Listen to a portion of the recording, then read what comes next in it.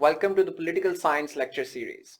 In the previous lecture, we discussed what is a state, its characteristics, what is a nation, what is a nation state when we merge the two concepts, and a critical analysis of how successful nation states have been compared to previous models of governance. Today we'll carry forward the previous lecture और आज हम जिस चीज को discuss करेंगे वो nation states का या बुनियादी तौर पे तमाम स्टेट्स का जो पहले भी एग्जिस्ट किया करती थी उनका एक बहुत फंडामेंटल कैरेक्टरिस्टिक है जिसको कहा जाता है सॉवरेंटी। आपने अमूमी तौर पे सुना होगा कि जब ड्रोन अटैक्स होते थे पाकिस्तान में तो एक पॉपुलरली टर्म यूज की जाती थी कि our sovereignty is being breached और हमारी सॉवरेंटी को वायलेट किया जाता है और खान साहब कहते थे कि हम ड्रोन जो है वो गिरा देंगे अगली बार किया जाए क्योंकि हमारी मुल्की सालमियत, हमारी खुद मुख्तारी, हमारी सॉवरेंटी को चैलेंज किया जाता है। तो पॉलिटिकल साइंस के अंदर sovereignty is a very important concept और हम देखते हैं कि इस कॉन्सेप्ट की एक्चुअल नुआंसेस क्या क्या हैं।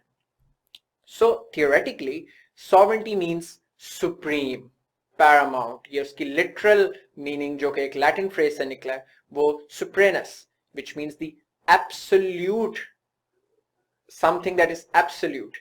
तो अब हम इसको अगर पॉलिटिकल स्फीयर के अंदर ट्रांसलेट करेंगे तो इसके कुछ कैरेक्टरिस्टिक्स हैं, कुछ फीचर्स हैं जो हमारे सामने आते हैं। सबसे पहले ये तीन चीजें हमने पहले भी देखी थी मगर हम इनको दोबारा से रिपीट करके सॉवरेंटी के कॉन्टेक्स्ट में डिस्कस करते हैं। Sovereignty is the basically monopoly of the state over certain things, यानी वो मोनोपोली से मुराद यानी रियासत के अलावा कोई ये चीज नहीं कर सकता। तो रियासत की मोनोपोली होती है फोर्स के ऊपर।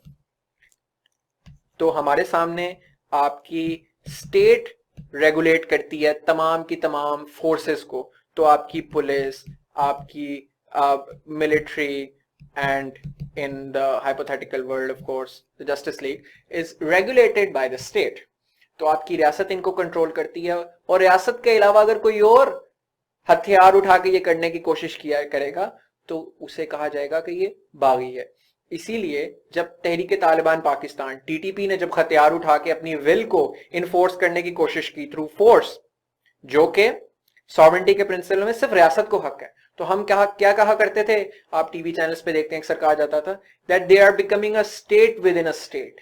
यानी कि चूंकि सिर्फ रियासत को इख्तियार होता है कि वो हथियार इस्तेमाल करते हुए, फोर्स इस्तेमाल करते हुए इन्फोर्स कर सकती है अपनी विल को, तो इसीलिए रियासत के अलावा कोई और करेगा तो वो जस्टिफाइड नहीं होता और इसीलिए state within a state का कॉन्सेप्ट एक्सेप्ट नहीं किया जाता और इस कोई भी रियासत अपने अंदर एक मजीद रियासत बनने देने को एक्सेप्ट नहीं करती।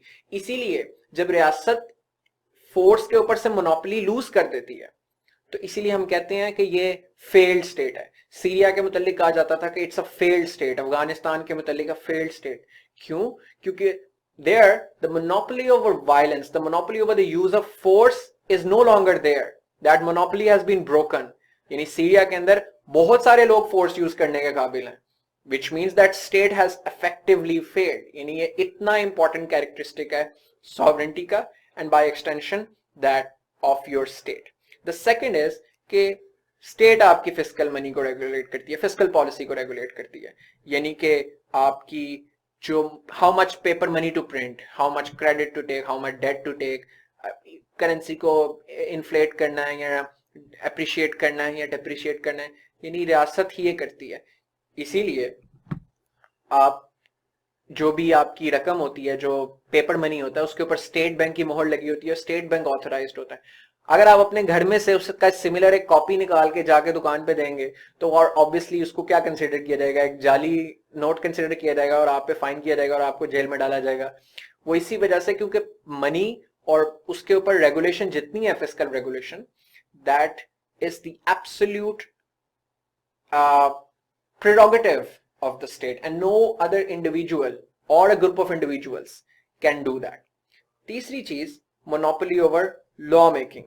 अब लॉ मेकिंग से मुराद इधर है तमाम कानून साजी, ऑल द लेजिस्लेशन के कवानीन, टैक्सेस के ऊपर, और आपकी कौन सी चीजें कर सकते हैं आप उस मुल्क में, किस पे सजा होगी, किस पे सजा नहीं होगी, penalties, all the things which are included in legislative subjects, वो सारी की सारी उस पे कंट्रोल रियासत का है। تو اگر ریاست نے آپ کو کہا ہے کہ جی 10 بجے کے بعد آپ شادی جو ہے وہ اٹینڈ کریں گے تو یہ اس پہ آپ کو فائن ہوگا, تو کوئی بندہ خود سے نہیں کہہ سکتا. یعنی these are not arbitrarily and cannot arbitrarily be violated or changed by any individual. یعنی اگر آپ ریاست کے اس قانون کو فالو نہیں کرے, that essentially means that you're violating the law of state, which will be followed by the force of the state, by which we mean penalties یا فائن یا جیل. تو ریاست ہی قانون سازی کرتی ہے. آپ کسی دن اٹھ کے یہ نہیں کہہ سکتے کہ ایون تو بسنت نہیں بین کی ہوئی ہے ریاست نے, تو لیکن مجھے میری پرسنل کانشنس کہتی ہے کہ بسنت منانی چاہیے تو میں منانے چلا جاؤں. That is not going to be acceptable. تو ریاست قانون سازی کرتی ہے. تو these three things are essentially the domains of your state. اور ایک successful state وہی ہے جو جس کی ایبسلیوٹ مونوپلی ہے ان تین چیزوں کے اوپر, کہ وہ صرف ریاست کے طور سے آ رہی ہے اور کوئی بھی بندہ خود ان چیزوں کو نہیں کر رہا. If you look at the flip side of it, you will see its importance as well. کہ اگر ریاست کے علاوہ فورس دوسرے لوگ بھی استعمال کرنے لگ جائیں تو کیا ہوگا؟ تو کیوس آئے گا, وائلنس بڑھے گا, ہر کوئی جب چاہے گا ہتھیار اٹھا کے باہر نکلے گا.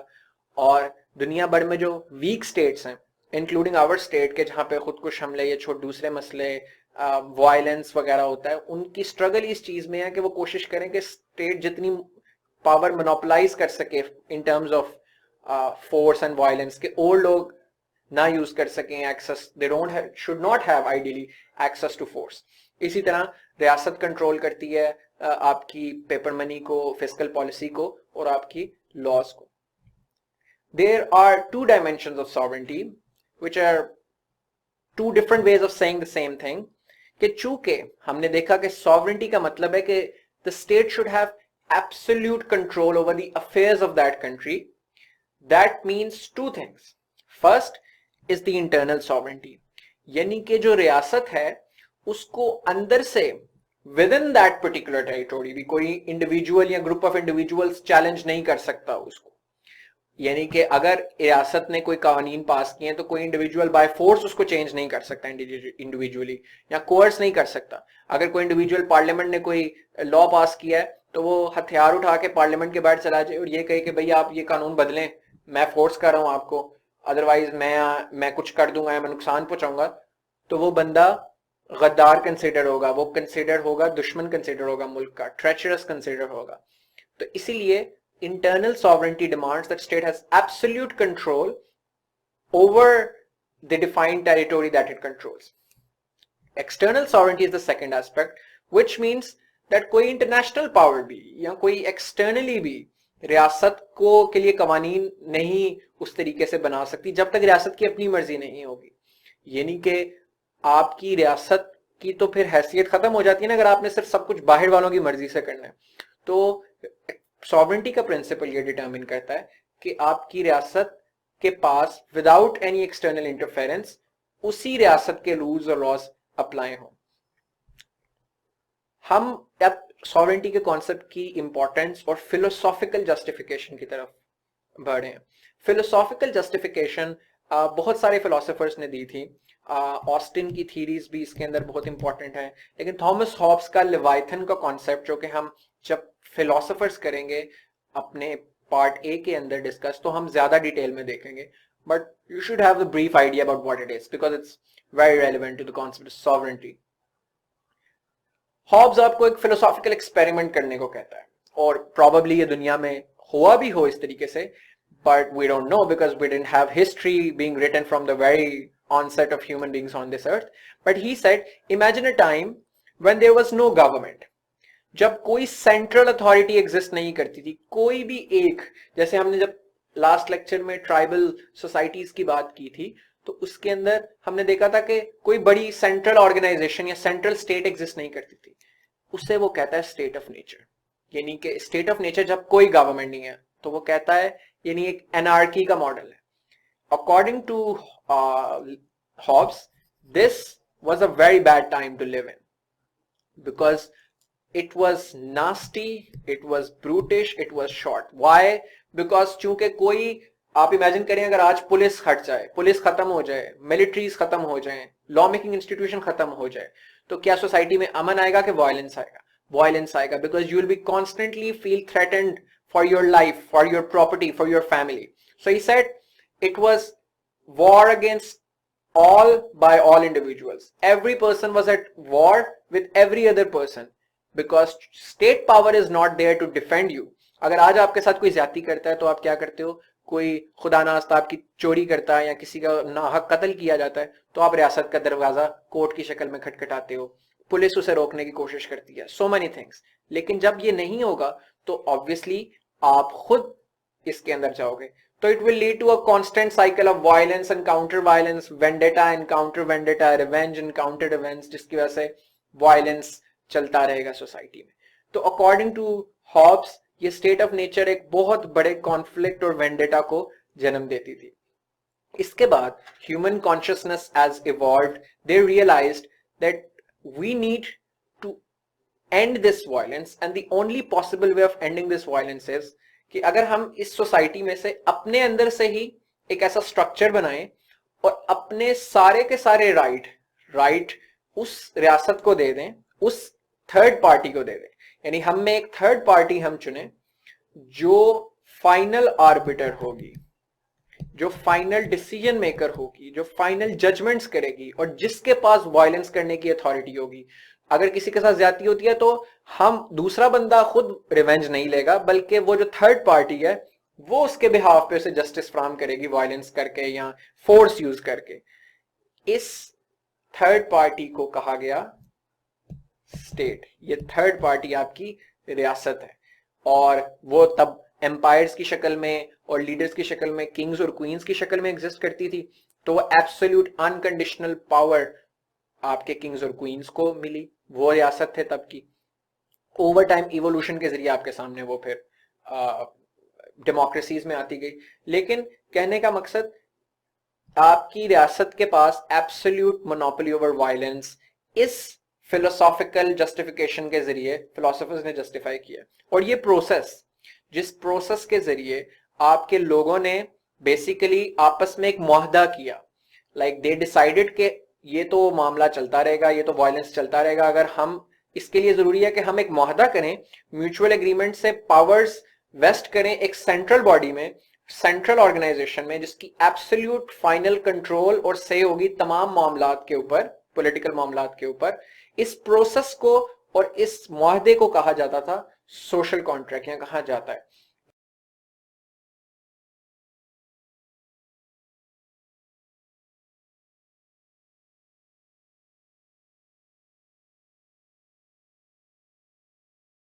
इसकी कोई यानी कि ये कोई असल मुआहदा नहीं था हुआ कि किसी दिन आप बहुत पुरानी जो ट्राइबल सोसाइटीज हैं कि आप ढूंढने लग जाए कि इराकॉय नेशंस जो थी अमेरिकाज के अंदर, उन्होंने कोई मुआहदा साइन किया था इस तरह. आपने इसमें नहीं, ये एक फिलोसॉफिकल एक्सपेरिमेंट और एक फिलोसॉफिकल एक्सप्लेनेशन है हिस्ट्री की. उसकी मॉडर्न मैनिफेस्टेशन भी हमें नजर आती है, यानी कि जो हमारा कॉन्स्टिट्यूशन है वो बेसिकली हमारा सोशल कॉन्ट्रैक्ट है. बिकॉज हम वोट करते हैं सिस्टम के अंदर, वोट करके रिप्रेजेंटेटिव्स को लेकर आते हैं, वो रिप्रेजेंटेटिव्स हमारे लॉज बनाते हैं, कॉन्स्टिट्यूशन बनाते हैं, कॉन्स्टिट्यूशन को चेंज करते हैं. तो टेक्निकली हमने खुद अपने rules of the game set किए हैं और उस रूल्स ऑफ द गेम के तहत रियासत को पावर दी हुई है ये चीजें करने की. तो टेक्निकली हमारा कॉन्स्टिट्यूशन हमारा सोशल कॉन्ट्रैक्ट बन जाता है मॉडर्न सिनारियो के अंदर. तो इस प्रोसेस के जरिए आपके सामने पावर आती है रियासतों के पास. पास्ट पेपर का एक क्वेश्चन है जी कि सॉवरेंटी के क्या एट्रीब्यूट्स हैं. ये 2010 में भी आया हुआ है और आगे पीछे और भी कुछ सालों में ये सवाल आता रहा है. उसके अंदर some fundamental attributes of sovereignty is that first the sovereign power is absolute, that is to say कि उस पर कोई लिमिटेशन नहीं है, उसके पास absolute पावर है कि वो जो मर्जी और जिस तरह मर्जी की कानून साजी अपनी फोर्स को विल को इन्फोर्स कर सकती है. Second is universality. Universality means that it applies to all. It applies to all in the particular country. तो यानी ये नहीं होगा कि आप कहेंगे जी रियासत पाकिस्तान की अथॉरिटी लाहौर में लगती है लेकिन सियालकोट में नहीं एक्सटेंड होती. तो every particular region and every person who belongs to Pakistan except diplomats, क्योंकि उनको diplomatic immunity होती है, that's a separate thing. लेकिन आपके मुल्क के बाकी जितने लोग हैं उन सब पे वो यूनिवर्सली अप्लाई करेगी. Third is exclusiveness. That means ये वही इंटरनल सॉवरेंटी वाली बात है कि इस state within a state नहीं हो सकती. State within a state का मतलब है रियासत की सॉवरेंटी को खत्म करना. इसका मतलब कि सिर्फ एक ही एक्सक्लूसिव सॉवरेन बॉडी होगी. Multiple people can not claim sovereignty या multiple organisations structures can not claim sovereignty. जैसे सीरिया के अंदर आईसिस भी सॉवरेंटी क्लेम करती है और रियासत भी क्लेम करती है. That is not possible. Permanence is the fourth aspect. अगर गवर्नमेंट्स बदल जाती हैं तो सॉवरेंटी भी बदल जाएगी? नहीं. सॉवरेंटी आपके उस कॉन्स्टिट्यूशन के अंदर एम्बेड हो चुकी है, आपके इंस्टीट्यूशंस के अंदर एम्बेड हो चुकी है, उन ऑफिसेज में इन्वेस्ट हो चुकी है. सॉवरेंटी इंडिविजुअल्स में इन्वेस्ट नहीं होती. Sovereignty wastes with in the office of the president, with the office of prime minister, with the parliamentary members, with the executive and bureaucratic structure. People come to occupy those offices and exercise the sovereignty that is vested in these offices. So the power is vested not in the individuals but the positions and the institutions that they man. तो उसके change हो जाने से अब बर्तानिया के अंदर इतने queen's, इतने किंग्स, इतने प्राइम मिनिस्टर्स चेंज हो चुके हैं तब से, लेकिन हम समझते हैं कि ये वही रियासत बर्तानिया है हमारे सामने जो काफी से इस दुनिया में हमें नजर आती है कॉलोनियल एक्सपेडिशन करते हुए, कभी मॉडर्न लिबरल स्टेट के तौर पे. तो क्योंकि वो ऑफिसेज वहीं पर हैं, उन ऑफिसेज के अंदर वो सॉवरेंटी वेस्ट की जाती है. फिफ्थ इज इनएलिएनेबिलिटी, व्हिच मींस कि स्टेट और सॉवरेंटी हमेशा साथ साथ चलेंगे.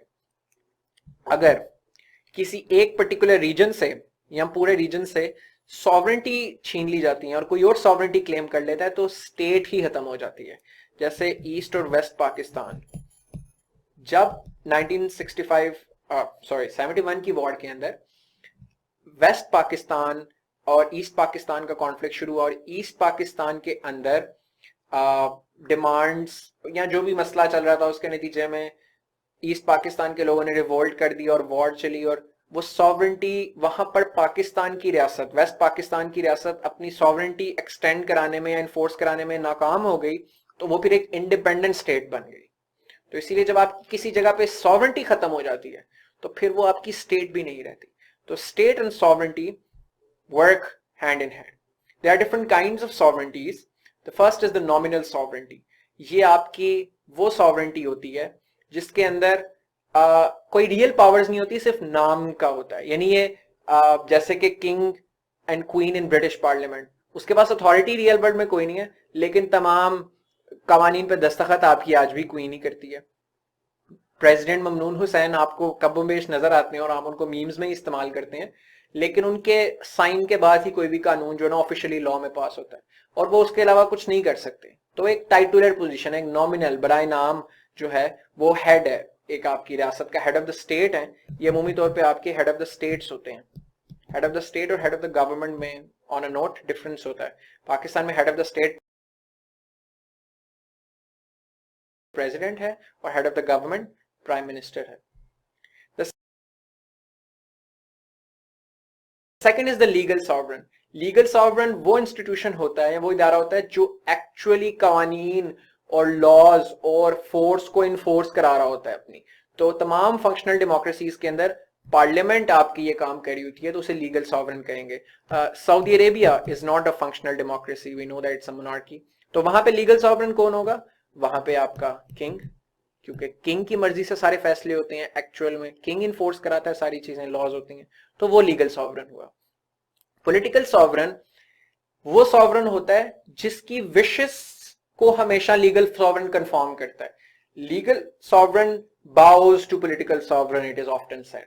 तो डेमोक्रेसीज के अंदर आपकी पब्लिक आपका पॉलिटिकल सॉवरन होती है कि पार्लियामेंट के पास अथॉरिटी है, सॉवरेंटी है, एब्सोल्यूट कंट्रोल है टू मेक लॉज, बट वो पार्लियामेंट भी किससे मुंतखब होके आ रही है? अवाम से। अवाम का इन्फ्लुएंस उनके ऊपर होता है। तो all the influences on the legal sovereign are known as political sovereign. So in a democracy, that's public opinion, media, lobby groups, NGOs. In dictatorship like Saudi Arabia, अगर वहां पे legal sovereign king है तो वहां पे political sovereign royal family है, और वहां की clergy है, यानी जो religious clerics हैं वो वहां पर पॉलिटिकल सॉवरन है। इसी तरह पॉपुलर सॉवरेंटी का बेसिकली मतलब ये है कि जितने भी लोग एडल्ट हैं, 18 प्लस उम्र है उनकी, वो तमाम लोग वोट करने का इख्तियार रखते हैं। ये डेमोक्रेसी का आप कह लें एक फंडामेंटल प्रिंसिपल है कि people basically are the actual sovereign. De jure and de facto sovereignty basically is कि डीज्योर सॉवरन आपका एक्चुअल सॉवरन होता है, मगर डिफैक्टो सॉवरन वो सॉवरन है जो उस टाइम तक अपनी अथॉरिटी और अपनी कमांड को एग्जीक्यूट करवाने में कुछ वक्त के लिए कामयाब हो जाता है। नेक्स्ट अगला लेक्चर भी हम यहीं से कंटिन्यू करेंगे सॉवरेंटी से। Till then